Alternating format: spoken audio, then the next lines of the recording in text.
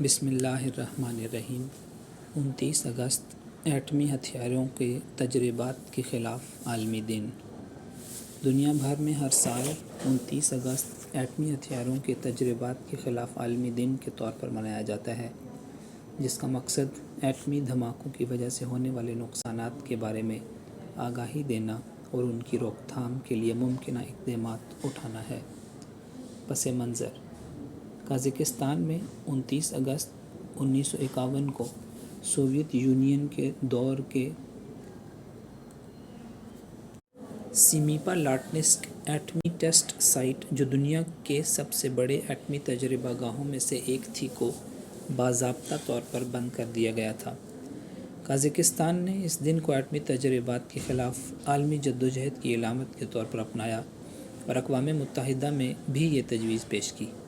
چنانچہ دسمبر 2009 کو اقوام متحدہ کی جنرل اسمبلی نے اس دن کو باقاعدہ طور پر ایٹمی دھماکوں کے خلاف عالمی دن کے طور پر تسلیم کیا اور پہلی مرتبہ 2010 میں یہ دن منایا گیا۔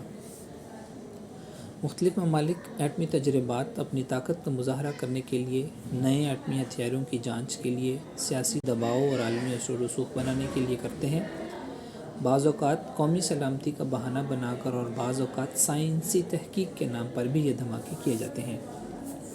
بعض اوقات ان تجربات کے تباہ کن اثرات سامنے بھی آتے ہیں۔ سب سے بڑا نقصان طویل مدتی تابکاری ریڈیشن ہے، جو کہ صدیوں تک انسانی ماحول اور آنے والی نسلوں کو متاثر کرتی ہے۔ تابکاری کی وجہ سے کینسر اور دیگر مہلک بیماریاں کئی نسلوں تک متاثرہ علاقے کے انسانوں کو لاحق ہوتی رہتی ہیں۔ علاوہ ازیں پیدائشی نقائص کے بھی متعدد کیسز سامنے آئے ہیں۔ ان تجربات کی وجہ سے متاثرہ زمین ناقابل رہائش ہو جاتی ہے۔ تابکاری والے علاقوں کی صفائی اور متاثرین کے علاج پر کھربوں ڈالر خرچ ہوتے ہیں، لیکن ان سب کے باوجود ایسے علاقے دوبارہ معمول پر نہیں آ سکتے۔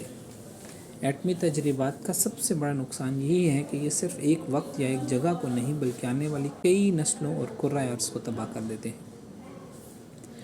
اس حوالے سے پریشان کن امر یہ بھی ہے کہ جب ایک ملک ایٹمی دھماکہ کرتا ہے تو دوسرے ممالک بھی اپنی حفاظت کے لیے مزید ہتھیار بنانے پر مجبور ہو جاتے ہیں، جس کی وجہ سے ایٹمی ہتھیار بنانے اور ان کی نمائش کا سلسلہ جاری رہتا ہے، اور غیر شعوری طور پر سب ایک ایسی دوڑ کا حصہ بنے جا رہے ہیں جس کے اختتام پر سب کی شکست یقینی ہے۔ چھوٹی سی غلطی یا غلط فہمی بین الممالک جنگ کا خطرہ بڑھا دیتی ہے، جو کہ کسی بھی وقت عالمی جنگ کی صورت اختیار کر سکتی ہے۔ معاہدہ CTBT دنیا بھر کے تمام ایٹمی دھماکوں پہ مکمل پابندی لگانے کے لیے اقوام متحدہ میں 1996 میں ایک معاہدہ پیش کیا، جسے CTBT comprehensive nuclear test ban treaty کا نام دیا گیا۔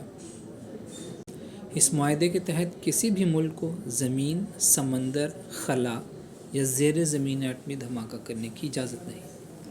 اب تک اس معاہدے پر 186 ممالک نے دستخط کیے ہیں، جن میں سے 178 ممالک نے معاہدے کی توثیق بھی کی ہے۔ امریکہ، چین، اسرائیل اور ایران ان ممالک میں سے ہیں جنہوں نے معاہدے پر دستخط کیے ہیں لیکن ابھی تک توثیق نہیں کی، جبکہ انڈیا، پاکستان اور شمالی کوریا جوہری طاقت رکھنے والے وہ ممالک ہیں جنہوں نے اس معاہدے پر نہ دستخط کیے ہیں نہ توثیق کی ہے۔ 1945 سے لے کر آج تک دنیا بھر میں 2000 سے زائد ایٹمی تجربات کیے جا چکے ہیں، جن میں سے اکثر امریکہ اور روس، سابق سوویت یونین کے ہیں۔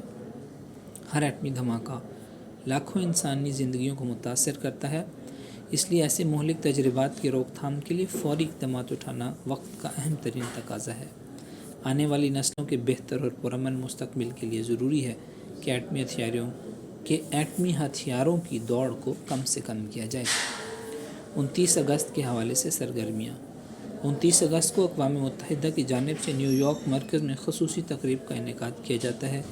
دنیا کے کئی ممالک میں امن مارچ نکالے جاتے ہیں، جبکہ ہیروشیما اور ناگاساکی جیسے شہروں میں یادگاری تقریبات منعقد کی جاتی ہیں، اور اس سابق ایٹمی تجربہ گاہوں پر بھی لوگ شمع روشن کر کے متاثرین کو یاد کرتے ہیں۔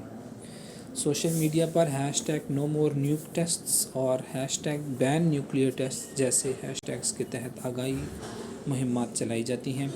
نیز اسکولوں اور کالجوں میں مضمون نویسی اور مباحثوں کے مقابلے منعقد کیے جاتے ہیں۔